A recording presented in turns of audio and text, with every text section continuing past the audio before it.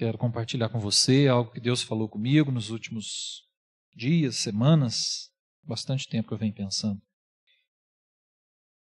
a respeito do que vamos descobrir na palavra de Deus hoje. Aliás, aquilo que eu já descobri, né? Quero compartilhar com você. Você descubra também. Atos capítulo 4. O primeiro texto que nós vamos usar 4 textos de Atos. Eu já vou falar por quê. No livro de Atos, meus irmãos, a pessoa mais importante desse livro é o Espírito Santo.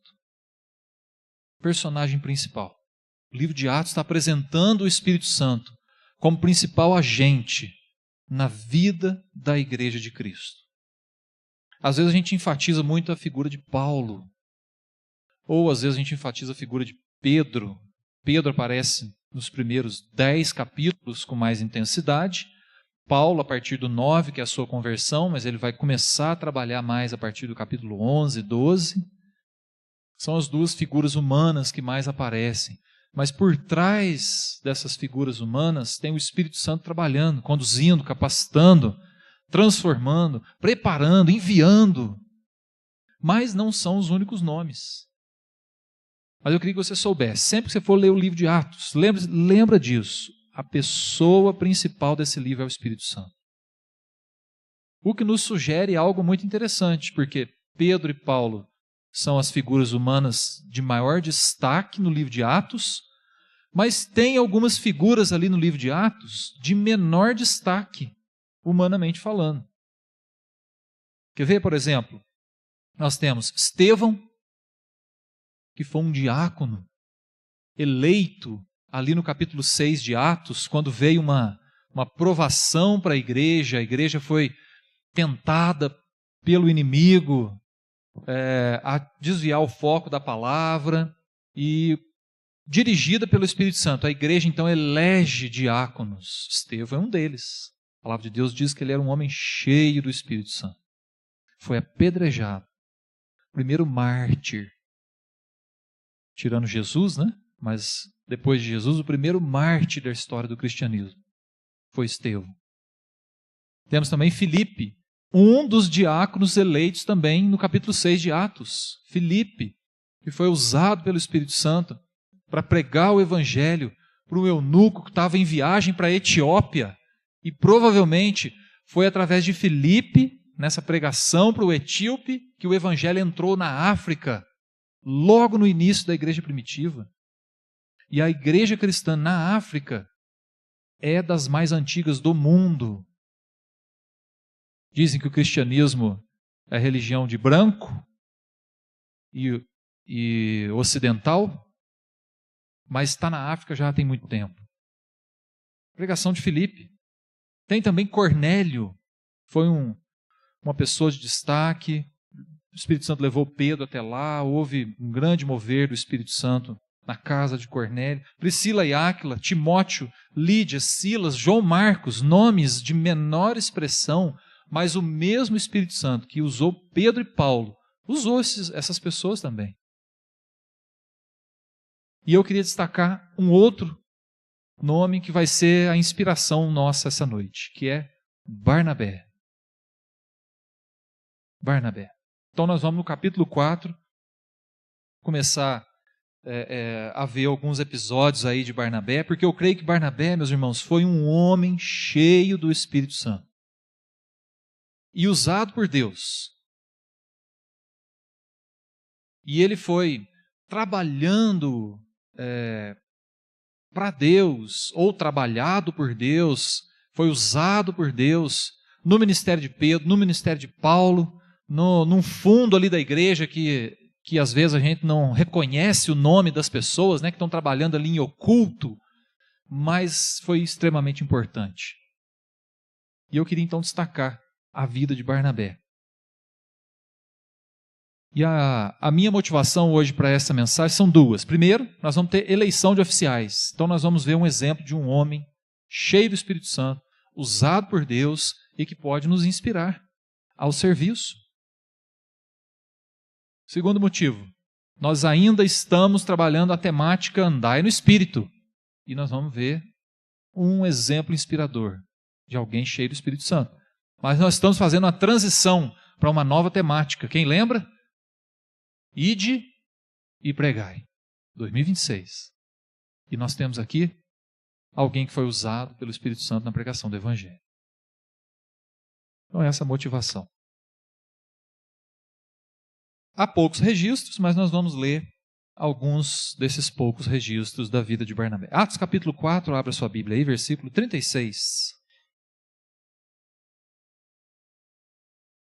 Nos diz assim a palavra de Deus. José, a quem os apóstolos deram o sobrenome de Barnabé, que quer dizer filho de exortação, levita, natural de Chipre, como tivesse um campo, vendendo-o, trouxe o preço e o depositou aos pés dos apóstolos. Primeira referência que nós temos direta de Barnabé na vida da igreja. Logo no capítulo 4, Barnabé era um judeu, diz aqui que ele era levita, a gente já conclui, judeu, de Chipre. Chipre é uma ilha. Chipre é uma ilha muito importante, aliás.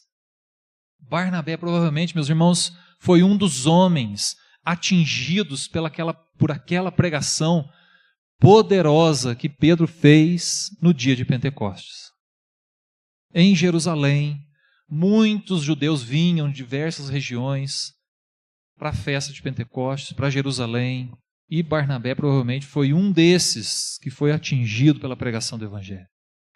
Já era judeu, mas passou a conhecer a Jesus, a obra de Jesus, o que Jesus fez, e experimentou a presença do Espírito Santo. E a primeira coisa que eu queria destacar é que Barnabé foi financiador da obra de Deus. Financiador da obra de Deus. Barnabé, cheio do Espírito Santo, foi um importante financiador da obra de Deus no início da caminhada da igreja. Alguém que investiu dinheiro, seu dinheiro próprio, com vontade, com intencionalidade, com compromisso. Como judeu, nós já concluímos que ele era dizimista. Isso é óbvio. Aqui o texto fala de uma grande oferta, que provavelmente num momento específico, num momento de carência, num momento de necessidade da igreja, de parte da igreja, Barnabé então dispõe de um campo, de uma propriedade sua, vende esse campo, traz o dinheiro aos pés dos apóstolos, para que esse dinheiro então fosse investido na caminhada da igreja, na obra de Deus, numa necessidade específica e pontual. Barnabé foi um financiador da obra de Deus. E eu trago essa característica, meus irmãos, porque eu creio piamente, que uma pessoa comprometida com o dízimo e com a oferta missionária, vamos pensar na oferta missionária, que é uma necessidade latente, constante, uma pessoa dizimista, comprometida com a oferta missionária, ela só se dedica a isso de maneira espontânea, alegre, gostosa, se for dirigido pelo Espírito Santo. Porque é fato que nós temos uma tendência a amar demais o dinheiro, o nosso dinheiro, de amar demais até o dinheiro dos outros. E nós vemos aqui um homem cheio do Espírito Santo, dispondo dos seus recursos para a obra de Deus, para atender a igreja naquele momento. É um desprendimento produzido pela presença do Espírito Santo. Eu creio que nesse mundo ganancioso, tendencioso, que ama o dinheiro, que ama a riqueza, quando a gente vê alguém desprendido, alguém colocando dos seus recursos para financiar a obra de Deus, isso é obra do Espírito Santo na vida dessa pessoa. Pessoa cheia do Espírito Santo financia a obra de Deus. Sem dor, sem arrependimento, sem achar que está arrancando um rim. Faz por alegria, com boa motivação. Atos, capítulo 2, já tinha falado dessa prática. Não sei se vocês lembram, finalzinho do capítulo 2, se você voltar algumas páginas aí, no versículo 44, 45, vai dizer assim: todos os que creram estavam juntos e tinham tudo em comum, vendiam as suas propriedades e bens, distribuindo o produto entre todos à medida que alguém tinha necessidade. Isso aqui foi obra do Espírito Santo. Obra do Espírito Santo, que usou Pedro, atingiu o coração de pessoas, pessoas se entregaram a Jesus e agora as pessoas estão colocando seus recursos para a obra de Deus, para abençoar a obra de Deus. Atos deixa claro, meus irmãos, que essa atitude é obra do Espírito Santo na vida de pessoas transformadas. E eu queria perguntar para você, você é dizimista?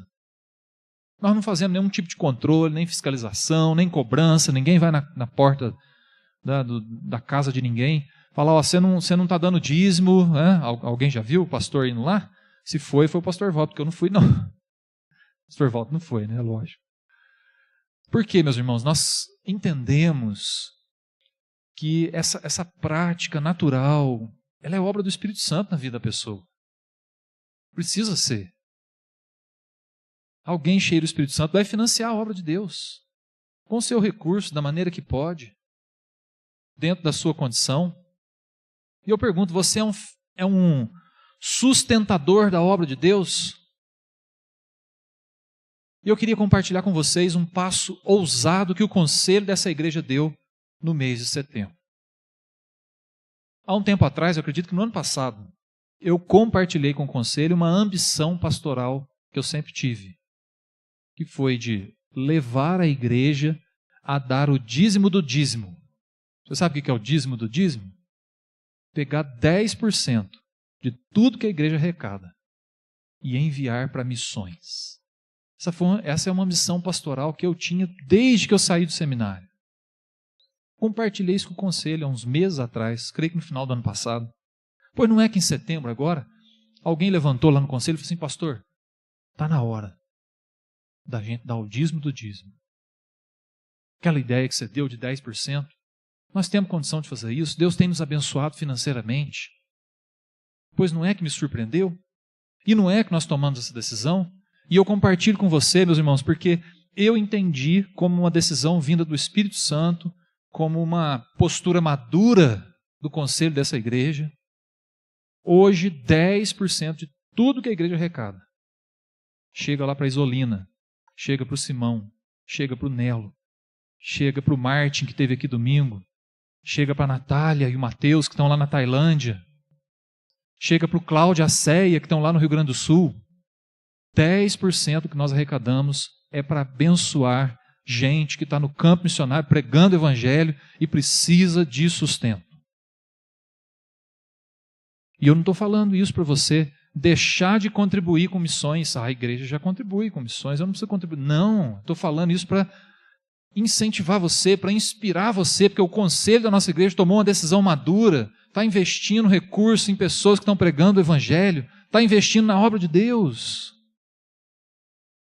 Isso é um motivador para que eu e você continuemos contribuindo com missões. Compartilho com muito orgulho, meus irmãos, essa decisão que o conselho tomou desde o mês passado. Poucas igrejas pensam assim. Poucas igrejas reservam parte daquilo que entra para a pregação do evangelho, para a obra de Deus. Dessa maneira, com esse foco na pregação do evangelho. Um passo ousado, investir 10% do que entra para missões. É o dízimo do dízimo. Por outro lado, eu quero compartilhar com você 7 convicções, a princípio minhas, pessoais, de por que eu sou um dizimista e um ofertante. Por que eu dizimo e dou oferta missionária. Quero compartilhar com você. Porque às vezes alguém pode perguntar, mas por que você dá o dízimo? Não, porque está na Bíblia, eu sou obrigado a dar o dízimo. E eu já digo, se você dá o dízimo obrigado, para de dar. Que é o pior jeito que tem é dizimar obrigado. Não faça isso. Com Deus nada é obrigado. Tem que ser espontâneo, tem que ser gostoso, tem que ser natural, tem que ser bom. E a gente tem que entender por que a gente faz. Então eu quero compartilhar com você 7 convicções que eu tenho do dízimo e da oferta. Quem sabe ajuda você, se você não é um dizimista, um ofertante, passar a ser. Vou pedir para a Cláudia colocar ali, já colocou? Acendeu. Então vamos lá. Primeira. Não sei se todo mundo está vendo aí. Obediência à orientação da palavra de Deus. Pastor, mas você acabou de falar que não é obrigado. E não é obrigado. Mas é uma ordenança? É. Está na palavra de Deus? Está. Assim como amar o próximo é um mandamento? Eu sou obrigado a amar todo mundo? Deus não me obriga a amar todo mundo. Mas é um mandamento. Primeira convicção. Está na palavra de Deus. Aí bastante gente usa o seguinte argumento. Pastor, o dízimo é lei mosaica. Nós estamos na era da graça. Não estamos mais na lei. Eu não sou dizimista, não. Aí sabe o que eu falo? Você já leu Gênesis? Já viu a história de Abraão? Que antes da lei mosaica, quando ele se encontra com o sacerdote Melquisedeque, ele oferece o dízimo. O dízimo é anterior à lei mosaica. Esse argumento é furar. É furar. Está na Bíblia, é anterior à lei, nós estamos no tempo da graça, mas a igreja precisa de sustento financeiro. Isso é óbvio. Isso é óbvio. A gente dá dinheiro para tanta coisa, não é? A gente dá dinheiro para o clube, a gente paga caldência, a gente paga outra coisa. Por que a gente não colocaria os nossos recursos na obra de Deus? É a obra de Deus, meus irmãos. Então, a primeira convicção é uma ordenança bíblica. Então, é obediência à orientação da palavra de Deus. Segundo, vamos rapidinho. Convicção de que Deus é o provedor, não eu. Eu creio nisso. Não é o meu braço. É Deus. Não sou eu que ponho pão na mesa da minha casa. É Deus. A gente trabalha, a gente acorda animado, a gente acorda disposto, a gente honra o que Deus dá, o trabalho que Deus dá, a saúde que Deus dá, mas é Ele que põe pão na mesa. É Ele. Você tem essa convicção? Não é o meu braço que faz. Não é o teu. É Deus. É Ele. É Ele. Isso faz a gente entender o dízimo e oferta de um jeito diferente. Outra coisa, mordomia. Nada é meu. Tudo é do Senhor. Isso é bíblico. Nada é meu. Quando a palavra de Deus fala para a gente trazer 10% à casa do Senhor, Deus está falando isso porque é tudo dele.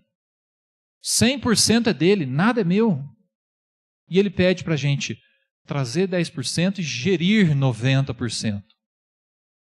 Fica na nossa responsabilidade 90%. Deus pede os 10%, ele vai gerir junto com a igreja 10%, nós vamos gerir 90%. Mas é tudo dele. Nada é meu. Nada é meu. E eu não sei se você sabe, mas há responsabilidade espiritual sobre a forma como nós gerimos os nossos recursos. Há responsabilidade espiritual. Se os 90% que Deus deixou na nossa mão, nós estamos gerindo com irresponsabilidade, de maneira imatura, sem pensar, há responsabilidade espiritual nos 90% que ficaram nas nossas mãos. E diante de Deus nós precisamos prestar conta disso. Porque senão a gente pensa assim, opa, já deu os 10% de Deus, Senhor, os 90% aqui é meu, eu dou conta disso aqui agora. Há responsabilidade espiritual, saiba disso. Por quê? Porque tudo é do Senhor. Tudo é dele. Tudo é dele. Quarto, gratidão pelo fruto do trabalho. Gesto de gratidão pelo trabalho que nós temos ou tivemos e que gerou fruto. E nós temos então gratidão e prontidão em repartir a abundância recebida. Gratidão pelo fruto do trabalho. É uma convicção também. Quinto, alegria em cooperar com a prosperidade da igreja local.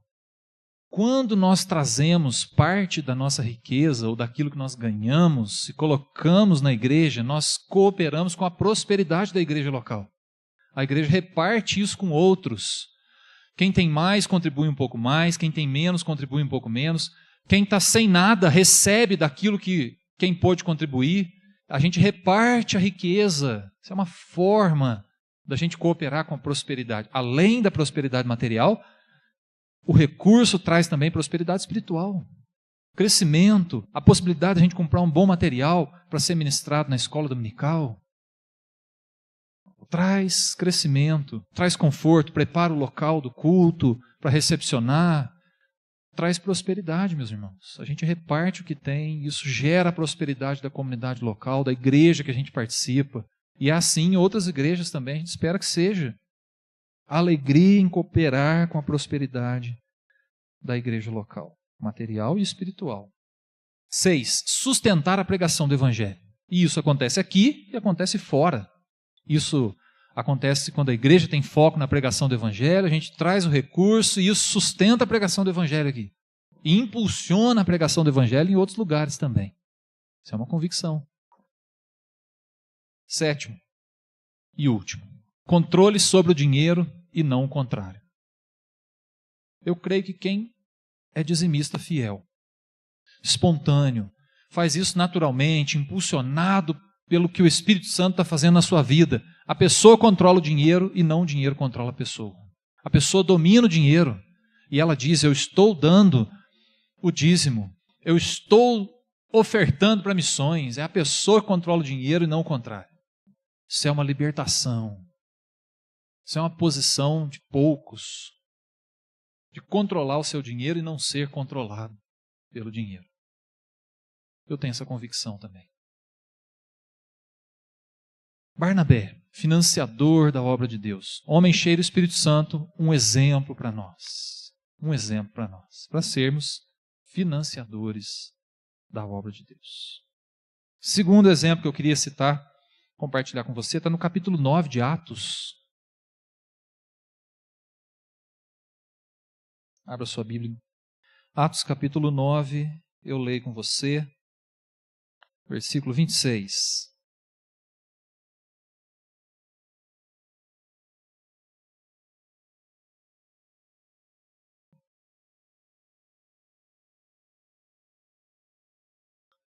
Diz assim: tendo chegado a Jerusalém, procurou juntar-se com os discípulos. Paulo, chegou em Jerusalém, procurou juntar-se com os discípulos.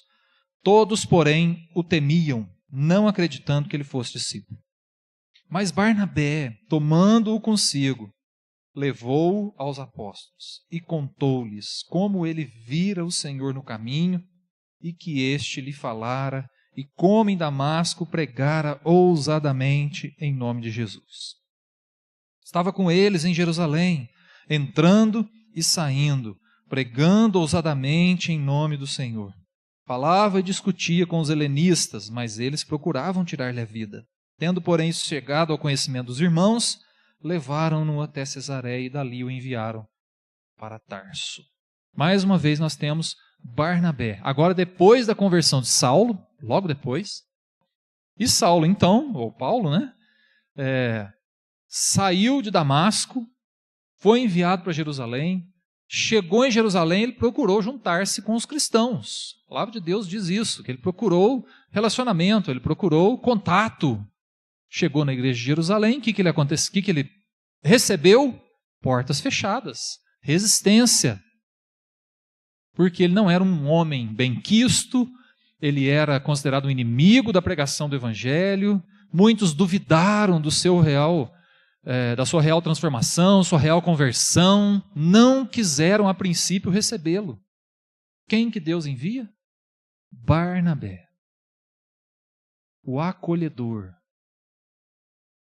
O acolhedor. Um homem com jeito para ir lá e conversar, com jeito para ir lá e receber, independente de quem chega, independente do passado da pessoa. Barnabé foi lá, recebeu. Conheceu a história, chegou para os apóstolos, contou a história, foi isso que aconteceu no caminho de Damasco, ele foi transformado, ele é de Jesus agora, ele é irmão nosso.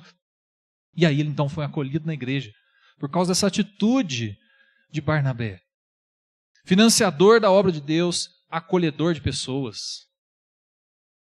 Alguém sem restrição, alguém com o coração aberto, alguém que impulsionou a igreja a acolher uma pessoa que no conceito humano nunca se converteria, nunca receberia o Espírito Santo, nunca se dobraria, se prostraria aos pés de Jesus.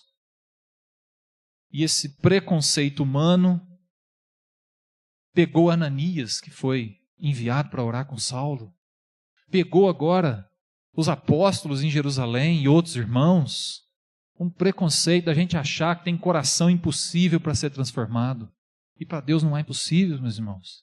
O Espírito Santo pode transformar qualquer coração. O Espírito Santo pode resgatar qualquer pessoa. Não há pecado que não seja lavado no sangue de Jesus. E Barnabé estava ali, acolhedor. Homem cheio do Espírito Santo, acolhendo pessoas. Acolhendo pessoas. É até uma vantagem a gente não saber do passado de todo mundo, né? Não saber dos mínimos detalhes. Porque, humanamente falando, a gente cria resistência. É até bom contar uma experiência aqui para vocês. Nunca contei isso aqui. Há um tempo atrás, há uns anos atrás, saímos para levar sopa de madrugada, né? Marcelo participou, alguns irmãos aqui fizeram sopa, né, para a gente levar, ativamos aí esse ministério por um tempo. Uma das visitas, acho que foi nas vezes, nos turnos que eu participei, de sexta para sábado, a gente ia de madrugada, começava umas 11 horas da noite, terminava umas 5, 6 horas da manhã, distribuía sopa pela cidade aqui. E o Paulão, que liderava o ministério, ele tinha muito jeito com essa turma.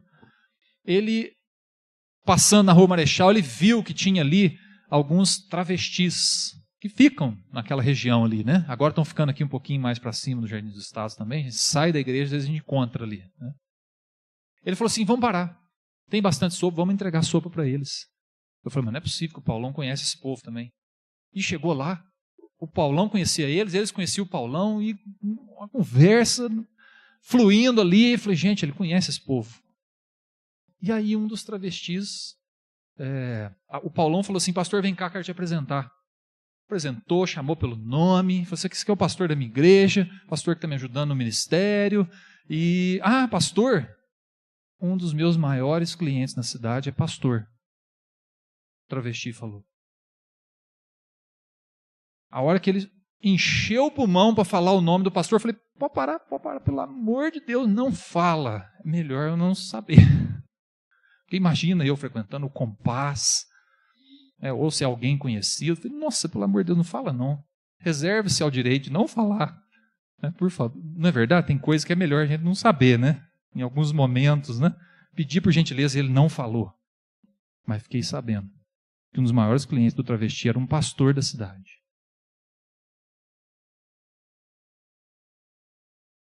Tem jeito, né?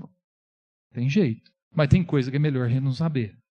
Tem passados aí que é melhor a gente não saber. Por outro lado, o que o nosso coração acolhedor precisa saber? Que não há impossíveis para o Espírito Santo. Que não há pecado que não seja resolvido na cruz de Jesus. Que não há caráter que não seja remoldado pelo Espírito Santo. Que não há vaso que não possa ser quebrado e refeito pelo oleiro. Nós precisamos saber disso. Nós precisamos cultivar esse espírito de Barnabé, esse espírito acolhedor, de chegar alguém aqui e a gente não se importar para o passado, quem é, o que diz, o nome, o que fala, ou até mesmo a sexualidade que fala que tem, porque nada é impossível para o Espírito Santo refazer. Nós precisamos crer nisso e desenvolver esse espírito acolhedor. Barnabé foi acolhedor. Apresenta Paulo, relata a sua experiência com Jesus e leva Paulo para o convívio da igreja. Um homem cheio do Espírito Santo. Terceiro relato inspirador de Barnabé, Atos 11. Capítulo 11, leio com você, a partir do versículo 19.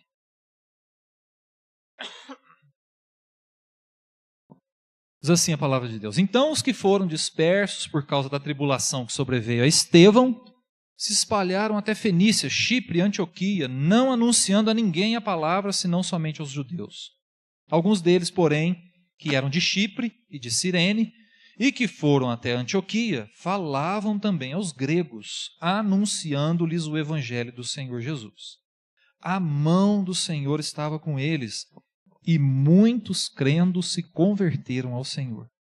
A notícia a respeito deles chegou aos ouvidos da igreja que estava em Jerusalém, e enviaram Barnabé até Antioquia. Tendo ele chegado e vendo a graça de Deus, alegrou-se e exortava a todos que com firmeza de coração permanecessem no Senhor, porque era homem bom, cheio do Espírito Santo e de fé, e muita gente se uniu ao Senhor. E partiu Barnabé para Tarso à procura de Saulo. Tendo-o encontrado, levou-o para Antioquia, e por todo um ano se reuniram naquela igreja e ensinaram numerosa multidão. Em Antioquia foram os discípulos pela primeira vez chamados cristãos. Temos aqui um outro exemplo de Barnabé, agora numa ocasião um pouco diferente. Provavelmente, não sei se vocês notaram, mas o mover do Espírito Santo em Antioquia aconteceu porque algumas pessoas de Chipre e Cirene foram para Antioquia. Provavelmente Barnabé conhecia essas pessoas. Motivo pelo qual eu penso que foi enviado até lá. Uma turma lá de Chipre, vai lá ver, deve ser turma que você conhece. E o mover do Espírito Santo ali foi grande, Deus fez grandes coisas em Antioquia. A igreja de Jerusalém ficou sabendo, manda Barnabé para ver o que está acontecendo. Barnabé chega lá e ele fica espantado, ele se alegra. Ele exulta a Deus, ele fica vendo a graça de Deus agindo na vida daquelas pessoas, sem nenhum apóstolo ali, não tinha nenhum apóstolo ali. Mas o Espírito Santo estava agindo, a igreja estava crescendo, transformação acontecendo. E eu destaco aqui duas coisas. Primeiro, ele se alegrou com o que estava acontecendo ali. Hoje parece que a gente tem uma concorrência entre as igrejas e a gente não pode ver a igreja prosperando que a gente começa a falar mal, não é? A gente não pode ver a igreja crescendo que a gente desconfia. A gente desconfia. E quem somos nós para impedir o agir do Espírito Santo? Eu já contei aqui para vocês a experiência do pastor Jeremias Pereira. Eu já contei, né? O pastor Jeremias Pereira levou 4 amigos numa igreja pentecostal. Ele estava de férias. Levou 4 amigos, para quem não sabe, pastor Jeremias Pereira, pastor da 8ª IPB, lá de Belo Horizonte. Igreja que está com 12 mil membros. Igreja muito boa. Tivemos lá eu e o Du, fomos lá visitar a igreja dele em maio, mês de maio. Conhecemos o templo, a igreja, a estrutura. Foi muito bom. Pastor Jeremias estava de férias, chamou 4 colegas para ir visitar, 4 amigos para ir visitar uma igreja pentecostal. Chegou na igreja pentecostal, presbiteriano, numa igreja pentecostal, já chega com 1 milhão de barreiras, né? Já chega assim com o ouvido fechado, né? E aí diz que ele, acho que são 3 amigos, ele mais 3, falei 4, mas são 3. Vocês vão achar no Instagram esse testemunho dele, é um barato. E ele diz que ele chegou assim e já começou o culto, né, na igreja pentecostal. Fala pro teu irmão que ele é lindo, vira pro teu irmão e fala que ele é lindo, e ele, não vou falar nada, né? Não, fala pro teu irmão que ele é lindo, porque ele é lindo, ele é amado, Jesus ama ele, você também. Eu não vou falar nada. Chegou na hora do dízimo, diz que ele falou assim, o pastor falou assim, você é ladrão, está roubando de Deus. E o pastor Jeremias falou assim, não sou, estou roubando nada. Você é ladrão, não sou. Chegou na pregação, Salmo 23, o Senhor é meu pastor, nada me faltará. Porque vocês sabem, meus irmãos, que o Senhor é meu pastor e nada me faltará. Porque se a gente caminhar, a gente precisa saber que o Senhor é meu pastor e nada me faltará. Aquele tipo de pregação assim que não sai do lugar, né? E aí ele achou assim a pregação muito fraca. Saiu do culto, encontrou com os amigos, pronto para dar o relatório do culto e falar mal da igreja. Aí veio o primeiro, falou assim, Jeremias, que bom que você me chamou para vir aqui. Você viu as pessoas falando que eu sou lindo? Eu estava precisando ouvir aquilo. Que experiência maravilhosa. Aí o outro chegou e falou assim, Jeremias, eu estava roubando de Deus. Faz tempo que eu não dava o dízimo. E eu não estava dando dízimo. E hoje eu ouvi a palavra de Deus falando que eu sou ladrão, e eu sou ladrão mesmo. E chegou o outro e falou assim, Jeremias, que beleza de pregação, porque o Senhor é meu pastor e nada me faltará. E eu estava esquecendo disso. Conclusão que o pastor Jeremias tirou. Deus estava derramando, mas não estava caindo nele. Porque às vezes a gente fica com esse tipo de preconceito, que Barnabé não teve. Barnabé chegou em Antioquia, viu o mover de Deus, viu a graça de Deus, estimulou aqueles irmãos, incentivou aqueles irmãos a continuarem, a permanecerem, a crescerem. É esse tipo de visão que a gente precisa dentro da igreja, visão que extrapola a placa de igreja, que entende que se tem uma outra igreja prosperando, graças a Deus por isso, Deus vai trazer prosperidade para nós também, se a gente seguir na palavra, se a gente seguir no mesmo foco, no evangelho. Que visão madura de se alegrar com o que está acontecendo num outro lugar, numa outra igreja, num outro templo, numa outra comunidade. Isso é uma pessoa cheia do Espírito Santo, meus irmãos. Uma pessoa cheia do Espírito Santo. Ver a graça de Deus e estimular, inspirar, motivar a igreja a seguir naquele caminho. Isso é bênção. Pessoa cheia do Espírito Santo. Então nós temos aqui um motivador da igreja. Barnabé, financiador da obra de Deus, da igreja. Barnabé, acolhedor de novas pessoas. E Barnabé, motivador da igreja. E tem um outro detalhe aqui no texto, não sei se vocês viram, ele vai buscar o Paulo. A palavra de Deus diz no 24 que ele é um homem bom, cheio do Espírito Santo e fé, e muita gente se uniu ao Senhor, partiu para Tarso à procura de Saulo, tendo encontrado, levou para Antioquia. Olha o que esse homem pensou, meus irmãos. Saulo, recém-convertido, uma igreja que aflorando na graça, no conhecimento da palavra. Saulo precisa experimentar isso. Saulo precisa viver a igreja, vivenciar a igreja. Você sabe quanto tempo que Paulo demorou para fazer a sua primeira viagem missionária? Às vezes a gente acha que Paulo converteu, já saiu pregando o evangelho, pegou o Barnabé e foi para a primeira viagem missionária. Nós vamos chegar lá na primeira viagem missionária. Nós vamos descobrir isso lá em Gálatas, quando o próprio Paulo vai contar que ele ficou 3 anos em Jerusalém. Depois ele subiu para Antioquia. 14 anos depois, ele sai para a primeira viagem missionária. 17 anos, Paulo ficou convivendo com a igreja, sendo ministrado na palavra, sendo preparado, lapidado, e um dos motivadores, um dos inspiradores foi Barnabé. Barnabé viu a capacidade que ninguém viu em Paulo e falou, esse homem precisa conviver com a igreja, esse homem precisa aprender a palavra de Deus. Levou ele para Antioquia e ele cresceu espiritualmente em Antioquia. Ali ele foi ministrado. Ali ele foi lapidado, se tornou o maior missionário da história do cristianismo. Nós vemos aqui Barnabé um motivador. Nós estamos nos preparando para uma eleição de oficiais. Sabe qual que é um dos papéis de um presbítero, de um diácono, diaconisa? Motivar a igreja. Inspirar a igreja. E eu falo isso aqui para os presbíteros e falo isso para os membros também. Esse é um dos papéis de um líder dentro da igreja. Motivar, inspirar, levar a igreja para frente, levar a igreja a ir em direção aos propósitos de Deus, ver que a graça de Deus está borbulhando, está fazendo coisa acontecer, incentivar aquilo a continuar acontecendo. Esse é o papel da liderança. Barnabé exerceu essa liderança lá em Antioquia. Incentivou a igreja a continuar. Foi lá, buscou o Saulo, trouxe para conviver com aquela igreja madura. Ele falou, aqui o Saulo vai crescer. Aqui o Paulo vai desenvolver, vai se tornar um pregador. Visão de liderança, motivação, inspiração. Saiba disso. Quando você elege um oficial, você está elegendo uma referência espiritual dentro da igreja. Alguém que depois precisa se tornar um motivador, um inspirador. Barnabé foi esse homem. Último exemplo de Barnabé, Atos 13, para a gente encerrar.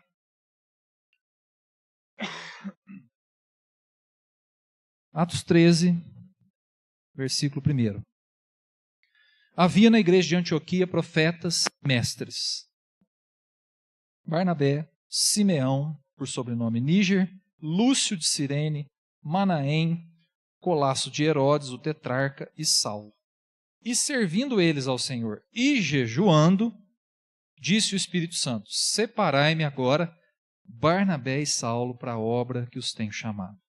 Então, jejuando e orando, e impondo sobre eles as mãos, os despediram. Então agora fecha um ciclo aqui fantástico da pessoa de Barnabé como um exemplo motivador para nós. Porque eu creio, meus irmãos, que se o Espírito Santo usou esse homem, pode nos usar. E ele nem é a pessoa de mais destaque aqui em Atos, não é? E o que ele sai para fazer agora? Pregar o Evangelho. Financia a obra de Deus. Financiador da obra de Deus. Colocou do seu bolso, investiu na missão, investiu na igreja, se tornou um acolhedor de pessoas. Se tornou um motivador da igreja, alguém que estava inspirando a igreja a caminhar. E agora, põe a mão na massa, ele vai pregar o Evangelho. Ele sai para viajar. Ele sai para pregar o Evangelho. Um homem cheio do Espírito Santo. Financia a igreja, acolhe pessoas, motiva a igreja e prega o Evangelho. Se ele sai para pregar o Evangelho para os gentios, acompanhando o ministério de Paulo, é porque ele pregava o Evangelho também na sua igreja, na sua cidade, aonde ele estava, motivava as pessoas a fazerem isso. Mas é aqui colocando em prática, meus irmãos, aquilo que nós não podemos terceirizar: pregação do Evangelho. Nós estamos caminhando para 2026 com esse intuito, de pregar. Esse é um trabalho que nós não terceirizamos. É nosso. É função nossa. Pregar o Evangelho. Aonde a gente está? Para quem convive com a gente? Tarefa nossa, nós não podemos terceirizar. Tem gente que infelizmente terceiriza isso através da oferta missionária. Ah não, já dei oferta missionária, alguém vai receber, vai pregar o Evangelho, eu não preciso pregar. Não é possível terceirizar o trabalho da pregação do Evangelho. É responsabilidade de todos. Minha e sua. Barnabé, junto com Paulo, aqui é separado para a pregação do Evangelho aos gentios. Barnabé dispôs a sua vida à obra que o Espírito Santo queria realizar. Se é aqui na igreja, vamos realizar aqui na igreja. Se é aqui em Poços, vamos realizar aqui em Poços. Se é para ir para longe, vamos, porque Deus está nos levando para lá. Uma disposição de ficar, de ir, de voltar. Aonde o Espírito Santo mandava Barnabé ir. Uma pessoa disposta a servir a Deus, pregando o Evangelho, inclusive, em contextos difíceis. Vocês acham que quando Paulo foi apedrejado, ele foi apedrejado sozinho? Quando Paulo foi preso, ele foi preso sozinho, açoitado, foi açoitado sozinho. Quem estava com ele apanhou também. Quem estava com ele sofreu também. Quem estava com ele teve dúvidas também. O acompanhou. A gente tem bastante relatos aqui de Paulo sofrendo na mão de algozes, de pessoas que não queriam a pregação do Evangelho, sendo preso, sendo apedrejado, sendo ameaçado, caluniado. Quem estava com ele ia junto. Silas foi preso com Paulo. João foi preso com Paulo no capítulo 4. Barnabé acompanhou Paulo na sua primeira viagem missionária e rendeu frutos preciosos. Preciosos. Na segunda viagem missionária, Barnabé quase foi, mas não foi. Separou de Paulo. Paulo foi com Silas. Barnabé foi com João Marcos, mas seguiram pregando o Evangelho. Mas eu destaco aqui, meus irmãos, a pregação do Evangelho. É trabalho nosso. Barnabé foi bênção dentro da igreja, fora da igreja, ministrando para os cristãos, ministrando para os gentios, falando com quem já cria em Jesus, ele motivou. Falando com quem não cria em Jesus, ele pregou. Essa é a ação do Espírito Santo, nos chamando para trabalhar dentro e fora da igreja. Na edificação da igreja e na pregação do Evangelho. Compartilhe com você o exemplo de Barnabé, para nos inspirar. Nos preparando para uma assembleia. Um líder.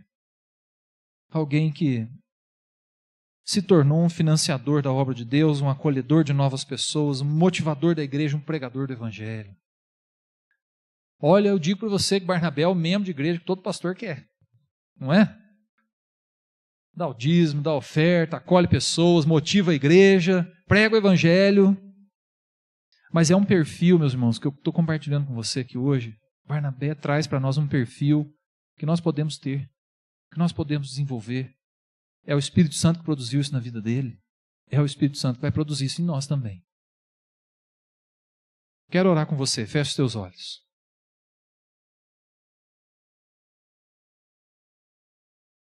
Não sei se algum ponto dessa mensagem falou com você, ou ela toda, ou alguma coisa te chamou mais atenção, mas eu queria perguntar para você se você é um financiador da obra de Deus, se você já desprendeu a sua vida do controle do dinheiro e é você que controla o seu dinheiro.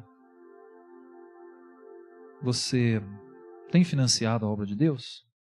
Tem colocado parte do seu recurso para abençoar a igreja, pregação do evangelho, aqui e fora? Deus nos chama para isso, meus irmãos. Isso é resultado da experiência com o Espírito Santo. Você tem dificuldade de acolher novas pessoas? Nós temos a tendência de selecionar quem a gente quer que venha para a igreja. Barnabé ensina que qualquer pessoa, com qualquer passado, com qualquer pecado, é lavada no sangue de Jesus e se torna irmão e irmã. Ninguém deve fazer acepção de pessoas ou sofrer acepção de pessoas. Nós estamos falando do Deus Criador, que trouxe solução para o pecado na obra de Jesus. Todos podem ser acolhidos, todos, inclusive os perseguidores da igreja.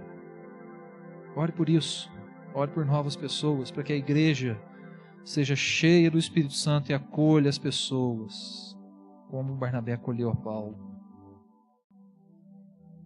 Você é um motivador da igreja? Você vê a graça de Deus atuando aqui, em outras denominações? Você se alegra com isso, com o reino de Deus prosperando? Dependendo da placa de igreja, precisamos desenvolver essa alegria de ver o reino de Deus prosperando onde quer que seja. Nos alegrar com o que o Espírito Santo está fazendo aqui e em outros lugares também. Mas Deus nos chama, o Espírito Santo nos chama, meus irmãos, para pregarmos o evangelho. Nos tornarmos instrumentos para levar a boa nova para quem não conhece. Motivar quem já conhece e levar a boa nova para quem não conhece. Ore por isso. Peça para Deus agir na tua vida